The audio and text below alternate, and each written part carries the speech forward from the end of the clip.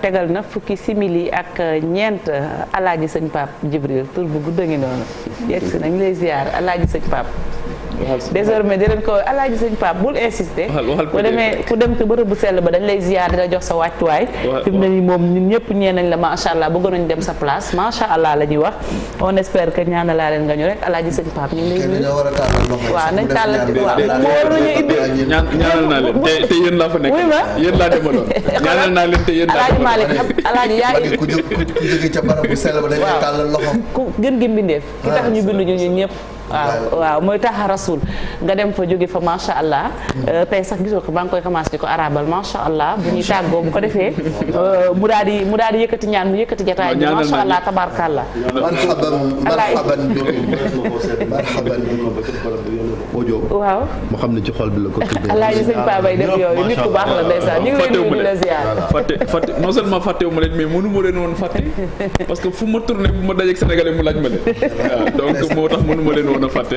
sama papa la da xam sama papa Jibril la kii dafa international kii dafa intercontinental léegi sax dañoo yàq Marcel Maroon donc maa ngi leen di nuyu bu baax di leen ziar bu baax nag di jéggalu tamit sénégalais yi nga xamante ni ñu ngi doon laajte wala di ma message foo nekk may leen Chérif moo mën na bon tuuti donc di leen nuyu ñi nekk si biir réew mi ak si bitim réew yëpp di leen gërëm di kontaan trop si retour bi leen si info du matin ñu am mbégte waaw namoon nañ ko maa leen raw comme ñaanal nga ñu rek yal na yàlla nangu ñaan waaw foofu moom ku fa yëkkati ñaan am nañ njort bu rafet ne borom bi dina ko nangu kon moom coupe bi foofu la ko fekk waaw foofu la moo ñaan je l'ai vécu là-bas je l'ai vécu là-bas mais c'est moo aar coupe bi pas ba aar coupe bi sëñ Alaaji sëñ Pape dafa am ñu jógoon ne coupe bi du fi ñëw est-ce que yamaluñ ko woon sax ñooñu moom sénégalais yi nee nañ ay comédie vraiment bëri na ci quand même comédie nag moo gàndal seen i pexe waaw du Pape ko aar def ko nii macha allah yàlla na jëm kanam waaw yàlla ñu ñëw ci waxtaan aywa muy front social beeg li xew ci réew moom loolu amu fa li nga fi fekkaat fii Pape ci réew mi gaal gi njàng amu fi wér-gu-yaram baa ngi bëgg a naax saay ak gis nga syndicat yi nee na ñu ngi def préavis en attendant le 25 mars ASP itam dàbbal waa SAPCO ne day ñoom it yëngu-yëngal toog ñaari weeru kii ñu nga yëngal mu mel ni daal màggat mu wopp la féppay miti waaw mu nekk lu ñuy tuddee front social boo xamante ni dafa yëngatu trop et mu nekk aussi une réalité suñu bëggee précis nag surtout mu commencé ko ci wàllu éducation jàpp naa ne secteur bu stratégique la bu névralgique la boo xamante ni mënoo am ay ambition de développement yu rëy sur le plan économique et social te éducation nekkul au cœur de la préoccupation de la problématique et je pense que ne 10 ans nag jot na pour ñu évaluer parce que boo fàttali ko président Macky Sall bi muy ñëw le candidat même avait demandé aux syndicats de retourner dans les classes en 2011 pour bu ñëwee trouver ci saafara bi mu ñëwee aussi def na diagnostic def nañ ay assises de l'éducation ñoom Eugénie Rokhaya Aw Ndiaye ak Abdou Salam Sall ñoom ñoo ko dirigé woon def nañ aussi ay réformes de l'enseignement supérieur wax nañ ne tamit dugal nañ ci xaalis bu bari damay wax ne sax par décence jàng kenn du lim xaalis bi ñu ciy def par décence kenn du lim xaalis bi ngay fay enseignant kenn waru ko tudd par décence parce que effort de guerre boobu ñuy def contre l'ignorance amul njëg ça n'a pas de prix, ça a un coût boo xamante ni da nga koy consentir. Je pense que loolu tamit suñu gouvernement yi en Afrique francophone globalement dañoo desee comprendre ba tey jàng ak jàngale ban solo la am mooy effort de guerre bi ngay def contre l'ignorance amul njëg. ki xëy di dem école ñun ñi tey jii ñu bàyyi ak suñu njaboot tey ñu tëju ak ñoom di leen génne ci réer. pour fexe ñu xam. ñooñu kenn mënu leen fay. Donc loolu aussi c'est une prise de conscience boo xam globalement société bi daf ko war a def parce que fi mu ne nii boo gisee jàkkaarloo bi am ci conflit bi entre les syndicats ak les parents d'élèves souvent ils se tirent dessus ñi ne parents d'élèves yi ak enseignants yi di xuloo ak gouvernement mooy ba tey ji dañoo d'accordagul amaguñ consensus bu wóor ci li nga xamante ni moom mooy enseignement ñu régler ko définitivement sinon les enjeux de développement yi ñu bëgg mënuñu ko am loolu moo waral li nga tudd léegi ci SAPCO loolu moo waral li nga tudd léegi ci ASP parce que justement les ressources humaines yi nga xamante ni moom lañ soxla pour porter le développement de ce pays dafay sooxe donc qu'est-ce qui est en jeu c'est le projet de société du Sénégal qui est en jeu. C'est-à-dire que mooy fukki at yi bu ñu ko càmbaree fukki at nag doy na ci évaluation fi mu ne nii moom mën nañoo évaluer njàng mi 10 ans yoo xamante ni d'accord non tenu 10 ans yoo xamante ni on a vécu épisode lu nekk vivre nañ ko fi yaa ngi fàttaliku Zoumaro ak Dianté c'était incroyable avec Mohamed Boun Abdallah Dionne dugg génn moi j'avais la chance de couvrir ces négociations dugg génn ñu ne lii waxuñu ko lii wax nañ ko lii waxuñu ko et c'était comme si on chahutait l'élément le plus important aujourd'hui dans le dispositif mooy l'enseignant ba ñoom ci seen bopp ñoo dem ba yëg ne teg dévaloriser nañ leen ñu taxawal benn mouvement boo xamante ni dans le secteur de l'enseignement moo ngi tudd la revalorisation de la fonction enseignante mooy ñoom ci seen bopp ñoom ñoo dem ne société bi kii amul consensus ne enseignant dañ ko war a màggal de yëkkati ko et dans tous les pays du monde aujourd'hui où le développement est une réalité n'est pas un slogan dañuy gis ne enseignant bokk na ci ki ñu gën a fonk kenn du ko négocier kenn du tudd it lañ koy fay waaw parce que jàpp nañ ne kenn mënu ko fay donc ce qui est en jeu aujourd'hui c'est le projet de société bi nga xamante ni Sénégal moo ngi ci prétendre parce que foofu la ñuy génnee le type de citoyen bi nga xamante ni moom moo war a porter suñu enjeu de développement yépp loolu nag li koy mandargaal c'est très clair mooy les grèves syndicales bu syndicats yi grèvewul enseignants yi ñoom ñooy grève beneen bi mooy le volume d'horaire qui n'est jamais atteint léegi kenn xamatul sax kañ la vacances di am. quantum horaire bi moom kenn xamatul. kenn xamatu ko. ñaata ñaari téeméeri waxtu la ñu ñàkk Malick Thiandoum 200 heures. Ça fait maintenant plus de 200 heures. beneen bi mooy la baisse des taux de réussite. Le taux de réussite maintenant dafa baisser de façon drastique sur les concours. Baisse de niveau aussi. Les examens et concours baisse de niveau total. beneen bi mooy. année académique bi ma wax léegi ne dafay chevauché wu kenn du xam année bi kañ lay jeex kenn du xam léegi nag leneen li nga xamante ni moom moo ko gën a màndargal mooy l'école publique aujourd'hui n'est plus une réalité kenn ci ñun ñii du jël risque tey ji yóbbu sa doom école publique kenn Chérif doomam nekkul école publique c'est clair samay doom yi nekkuñu école ñoom ñëpp la ngay inscrire sa doom tey ci kii am juróomi at la nga koy inscrire tey ci école ba nga koy yóbbu yow jàng nga ba am BFEM te fayee ko ci mu jàng les fournitures dama leen di wax man sama cursus yëpp li ngeen ma indi ci fourniture benn saison man musuma ko dépenser ci sama année yëpp. léegi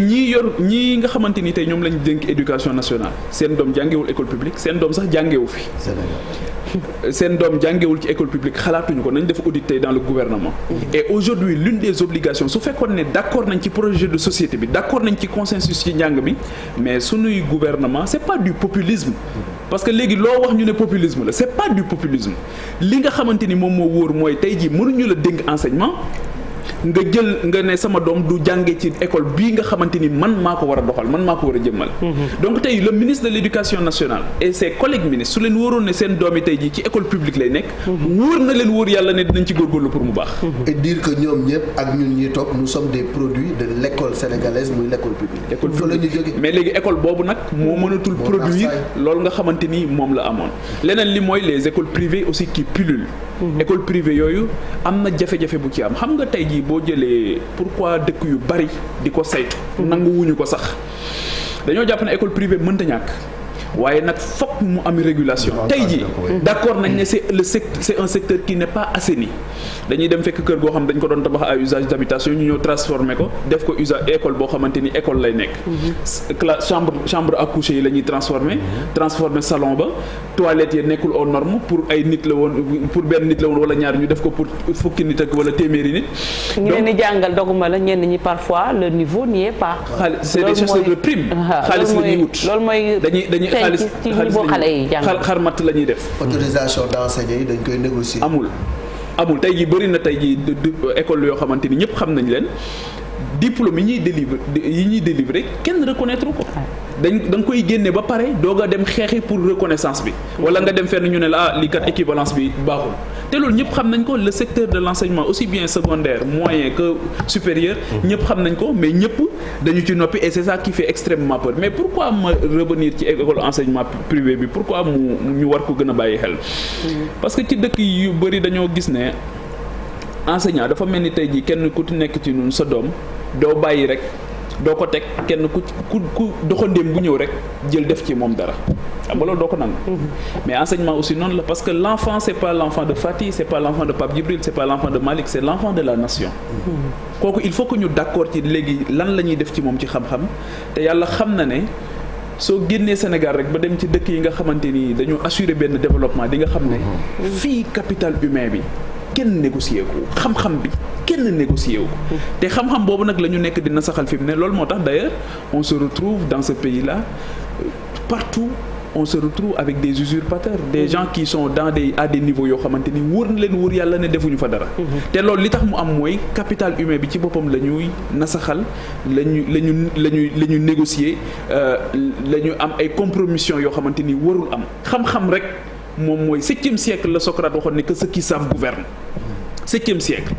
que ceux qui savent gouvernent te tey jii boo ñëwee à tous les échelons da ngay gis ne nasaxal nañu xam-xam yeneen critères la ñu jël léegi privilégié ko ci li nga xamante ni moom mooy xam-xam léegi professeur d'université gis nga Souleymane Bachir Diagne bi mu ñëwee fii yor li nga xamante ni moom mooy la réforme de l'enseignement supérieur à l'époque on était à l'université man à l'époque je dirigeais le syndicat des étudiants du CESTI je participais aux négociations à l'époque mais yàlla xam na ne après ni ñu ko doon chahuté ci ku ko xamante ni noonu la toll ci xam-xam c'est extraordinaire tey jii boo jëlee wax naa ko fii ci benn émission ku mel ni le professeur Mary Teuw Niane tey jii jàpp naa ne réew moo xamante ni nekkoon na fa daanaka buur bu ndaw lañ koy jàppee ndax ni mu nekkee une mastodonte ci wàllu xam-xam mais léegi on ne respecte même plus respecté tuñ boroom xam-xam léegi sax jamono sax indi na léegi da ngay jël Pape Djibril Fall boo xamante ni jàngul dara xamul dara mu ñëw toog ak koo xamante ni shérif dafa jàng ba yéey ay këyitam jamono ko indi de ñu boole leen ci plateau télé shérif wax xam-xamam ba pare waa ji ne ko li nga wax tegoo ko fenn te du indi dara ñëpp nangu société bi yëpp nangu ko c'est incroyable c'est-à-dire que loolu c'est la décadence il faut que borom xam-xam yi ñi nga xamante ni ñoo jàng ñoo xam ñu nangul leen loolu conforter leen et qu'il y ait même une discrimination positive ñu privilégier te loolu li fi muy commencer malgré c'est l'enseignant perturbation yi ci école publique yi référence bi mooy concours général gis na ni bu amee public bi quand même ñu gën a xarañ ci Sénégal ba léegi ci école publique bi la ñu génnee. waaw mais c'est l'arbre qui cache la forêt c'est des cache-misères c'est-à-dire que su benn génnee rek téeméer daanu na ci ginnaaw cache-misère la et que kooku dañuy xool yan condition la jànge ci yan condition la jànge par exemple fu mel ni lycée Limamoulaye ku ne xam na ne ci banlieue bi la nekk xale yi ak seen jàngalekat yi dañuy góorgóorlu ñooñu mënoo ni peut-être am nañu peut-être benn mais lycée Limamoulaye tey boo fa demee man j'ai été surpris dañ ma fa invité woon benn conférence bu ma demoon avec des élèves j'ai été surpris déjà l'environnement rek njàng mënu ko nangu environnement bi rek laa la wax waaw li ko wër boo duggee ci biir la vétusté des salles de classe la vétusté du matériel je discutais d'ailleurs avec un professeur technique là-bas mu ne ma on n'a même pas de matériel je pense que même le laboratoire n'avait même pas de matériel boo xamante ni ci la ñuy defee expérimentation et l'école fait d'excellents résultats donc ce sont pour enseignants yi fa nekk ñooy jàmbaar rek ñoom ñooy góorgóorlu ñooy rey seen bopp parce que aussi y a dafa am benn vocation boo xamante ni soo ko xasee am da ngay noppalu nga xam ne lii la ma yàlla bindee lii la yàlla dogal ci man je dois participer à donner à transmettre des connaissances donc loolu nga wër ci góorgóorlu leneen li mooy connaissance compétence dafa am solo trop ci wàllu xam-xam mais dafa am leneen aussi loo xam ne suñu école daf ko abandonné c'est éducation à la citoyenneté loolu tamit beneen jafe-jafe bu ñu am la boo xamante ni tey jii moom moo jur lii ñu dund nii mooy ce nivellement là par le bas ba nga xamante ni jàpp nañ ne dans cette société là toutes les idées se valent ku nekk war nga saaga ku nekk war nga xas ku nekk war nga def n'importe quoi ku nekk war nga transgresser tout ce que tu veux su la neexee jéggi Malick comme nu mu la neexee amatul droit d'aînesse amatul dara léegi donc loolu aussi c'est parce que l'école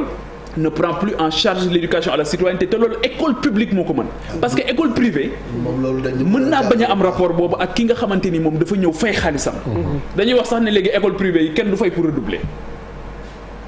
on paye notre argent on passe et ça day déteindre aussi ci li nga xamante ni moom mooy le résultat donc les même grève bi si suy est-ce que normal na ñu gis jàngalekat boo xamante ni public nga nekk di xarmat ci privé bi grève ci public bi dem ñu lay gis ngay jàngale ci privé bi soo jàngalewul duñ la fay mais non je veux dire je parle de l'enseignant est-ce que loolu cohérent na également mais je suis d'accord que normal tey jii ñu ci bari tey jii bëgguñu ku leen génne Dakar parce que xëy na c'est le parent de Dakar qui peut payer un répétiteur répétiteur léegi la xew et ça fait foison léegi da ngay fay école bay bëgg a dee lu cher bëgg a fayaat ci ginnaaw répétiteur. répétiteur yàgg na de. ah répétiteur yàgg na de. du léegi rek de. oui mais léegi la gën a bëri. waaw bu njëkk di nga jàng ba pare doo am répétiteur. sa grand frère doy na répétiteur. y avait aussi une prise en charge li ma sama maam c'était ça c'est-à-dire que mënul woon a concevoir. nga ñëw ci kër gi te doo nekk di jàng. on va à l'école pour prendre c'est à la maison qu'on apprend. dëgg yàlla ñun kenn mësuñu jàngal. en dehors de nos maîtres. kenn mësuñu toog di ñu jàngal. moo tax ñu à part nos grands frères. ñi nga xam ne ñoo la doon sax. ñuy jàng li mu wax léegi aussi dafa am solo ñun éducation civique dañ ñu ko doon defloo bala ñoo dugg école dañuy yéegal drapeau way hymne national ñu xam d'abord ay valeurs yu nga xam ne. et surtout le rapport qu'on avait avec l'enseignant Malick. avec l'enseignant soo ko mësaan gis ci mbedd mi da ngay daw de. ko gisee dañuy tiit man sama maître ba léegi monsieur laa koy oowee. donc ça veut dire que am na respect bu dox suñu diggante. exactement léegi ngay gis maître buy élève di duma. mais boobu maître yi daawu leen gis chaque jour ñu nekk ci télé bi di xuloo pour xaalis. di xeex pour xaalis. ñu leen di chahuter ñu nekk ci ay syndicats yoo xamante ni xeex nañ ba ngeer c'est-à-dire dans ce pays là. pour man nit ñi dañoo xeex ba sonn conflit bi ci boppam la ñu war a bàyyi. la ñu war a wàññi à un moment donné. que les gens ñu nekk ci benn gentleman agreement boo xamante ni tey dinañ mën a dépasser yenn problèmes yi mais on ne règle absolument rien on déplace les problèmes tout le temps. waaw règle problème rek dafa jot parce que éducation bi fi mu nekk nii luy jot na ginnaaw de. et si on est capable de mettre 155 milliards ci benn stade mais on ne doit pas discuter quand même ci loo xamante ni ñoo ngi koy def ci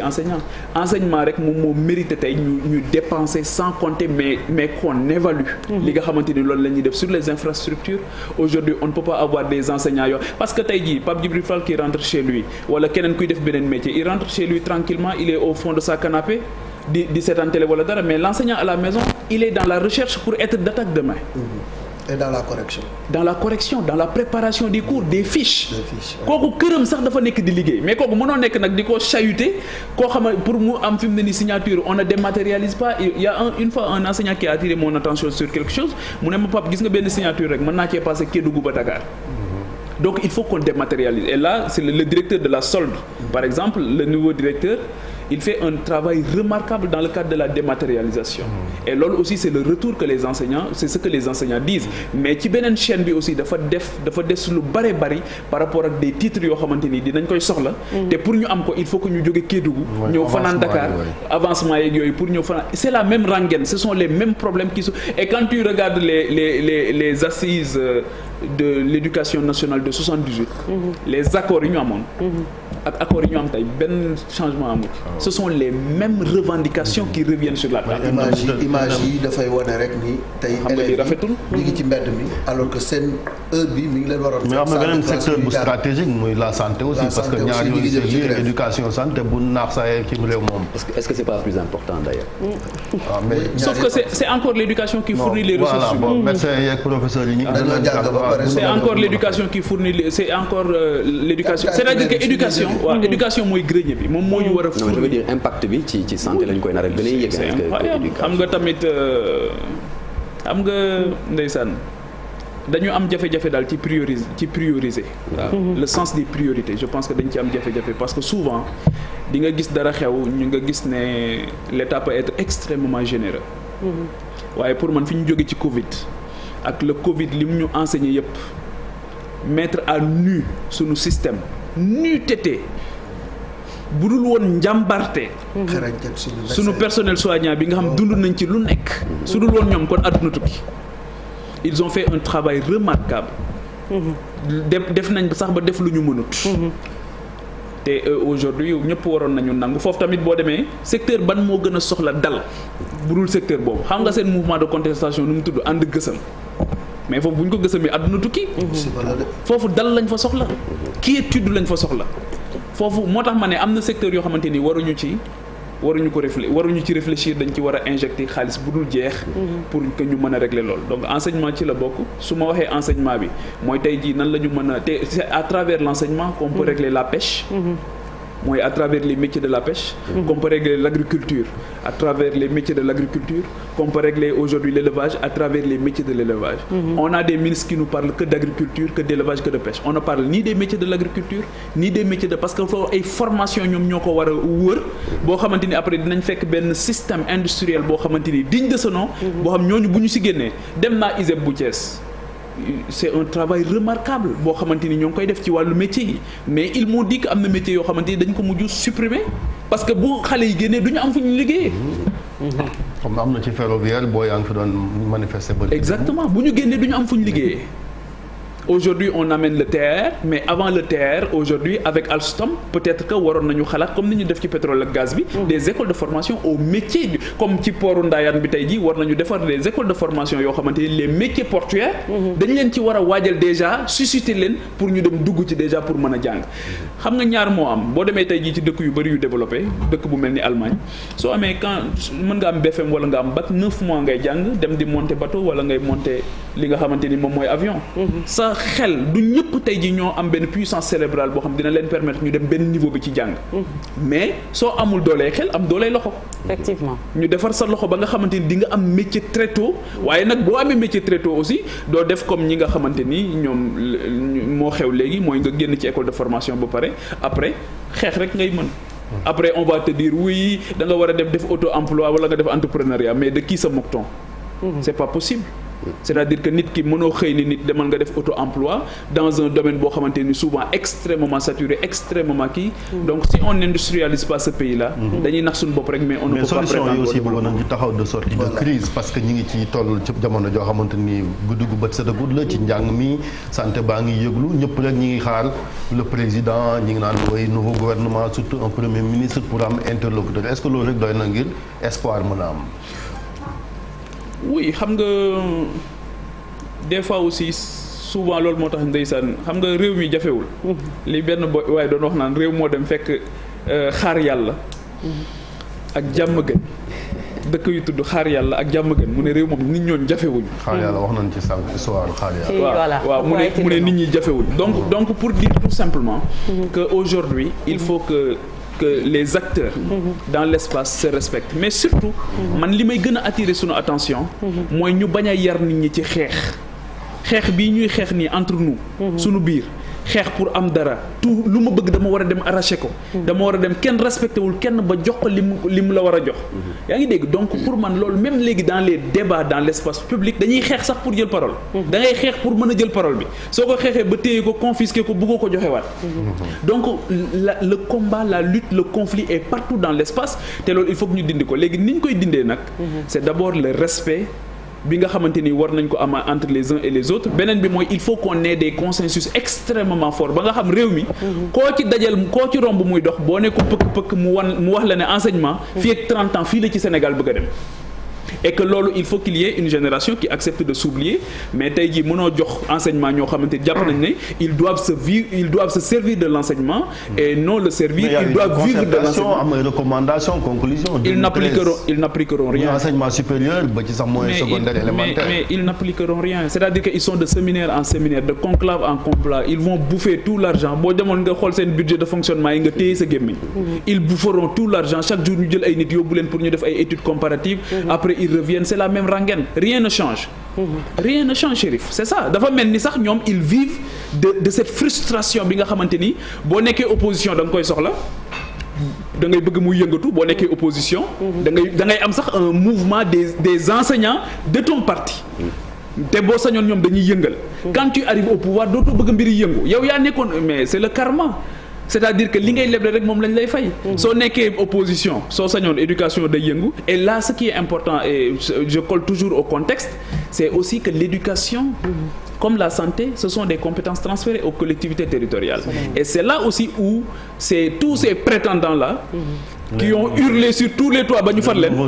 mais c'est ñun ñoo ngi xaar aussi seen implication dans la résolution de ces conflits ne serait-ce que être l'avocat des populations et des enseignants dans leur collectivité en travaillant minutieusement à avoir des plans de développement yoo xamante ni raisonnables et raisonnés surtout qui tiennent sur mesurable et atteignable. Merci beaucoup Pape Djibril ci jàngat bi nga indi mu aju nag ci front social bi ni ko Malick Thiandoum waxee buñ doon wax ne nit ku feebar la dañ naan daanaka foo lamb muy miti ndax fépp a ngi yëngu-yëngal wàllu santé bi ñu ngi yëglu jàng ak jàngale moom soobu nañ ci bu yàgg merci beaucoup Alaaji Sëñ Pape Djibril ni ñu koy waxee ñu dem dalal léegi sunu invité.